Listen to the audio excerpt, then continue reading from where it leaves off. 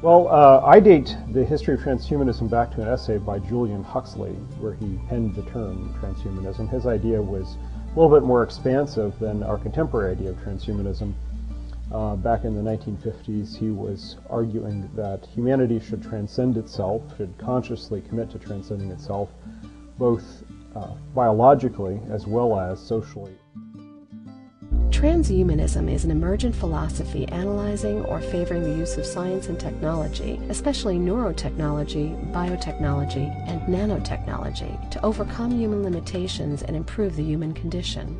That it makes sense. The whole concept of augmentation really clearly makes sense to me, and I guess that kind of puts me in the middle of the transhumanist, extropian, cryonicist movement. Many of us, of course, are kind of free-thinking libertarians who believe the whole idea that we should take what nature has given us and move to the next level, as we clearly do. I mean, most of us, if our eyes are going bad, we don't just say, well, nature's given us bad eyes, let's not do anything about it. We wear glasses, or in my case, I had a radiokeratotomy, which is one of the better operations.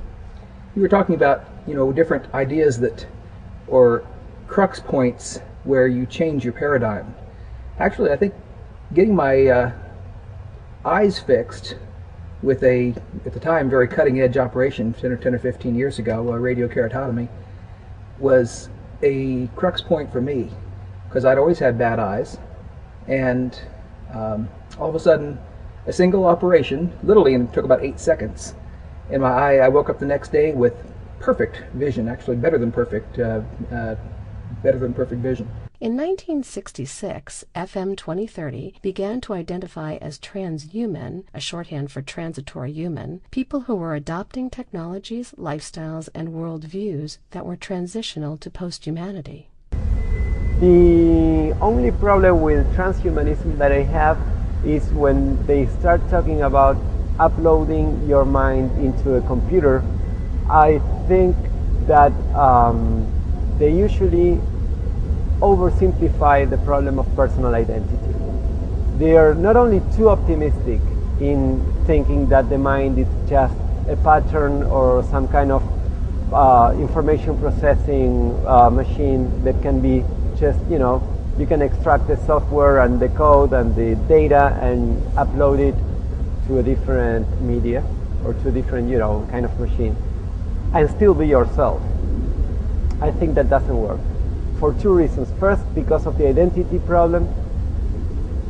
Most likely, that new creature you would be creating wouldn't be yourself anymore.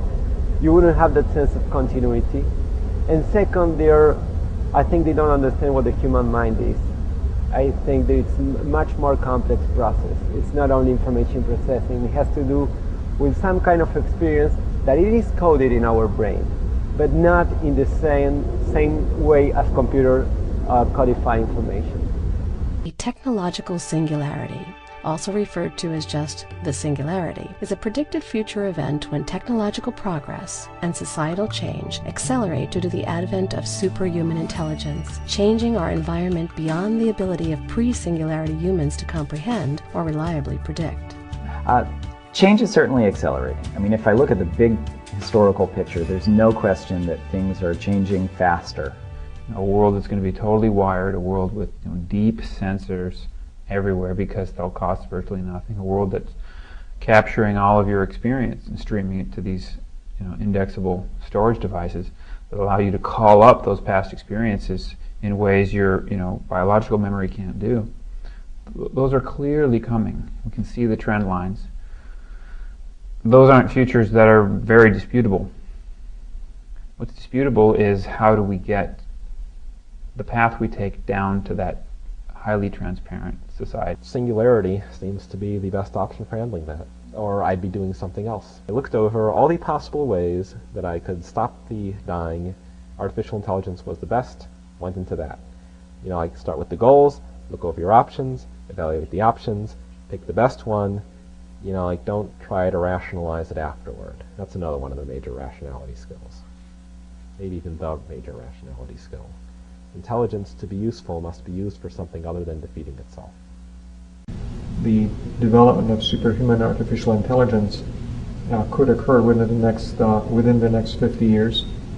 perhaps as little as 20 years, perhaps longer than that. So we should look forward to a lot of changes. When people think of the future, they often think of robots and intelligent computers and so on. And there's a long history in science fiction and film and literature of these intelligent machines walking around. But that's really kind of a backward science fictional view. For the most part, there will be some autonomous robots, certainly. There'll be some stationary ones. I don't think many of them will be humanoid. We probably will have some because we're familiar with that. But it's not necessarily the best physical form to take for most jobs. Most of them actually will be invisible. They'll be distributed. They'll be pervasive. They'll be ubiquitous. They'll be everywhere. And they'll be inside us too. They'll be part of us, and we will be them. I don't think there'll be this rigid separation of AI and robots and human beings. I think more and more we will just interconnect. The boundary will be very permeable. We'll have little robots and nanomachines inside us. We'll have supercomputers inside our brains and inside our bodies, and now watches and earrings and whatever else. And they'll be sensitive to other machines in the environment, and we'll really be very interconnected. Ray Kurzweil predicts in his book, The Singularity is Near, When Humans Transcend Biology, that the advent of strong AI is the most important transformation this century will see. Indeed, it's comparable in importance to the advent of biology itself. It will mean that a creation of biology has finally mastered its own intelligence and discovered means to overcome its limitations.